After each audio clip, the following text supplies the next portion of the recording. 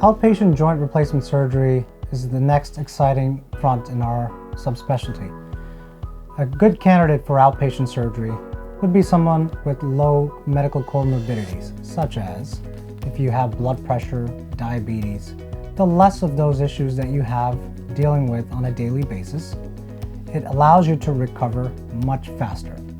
If you have more medical problems, we tend to keep you in the hospital at least overnight to make sure those variables are controlled. Body habitus matters. Your ability to walk beforehand matters. A lot of times we plug in our patients before surgery into prehab so they know what to expect.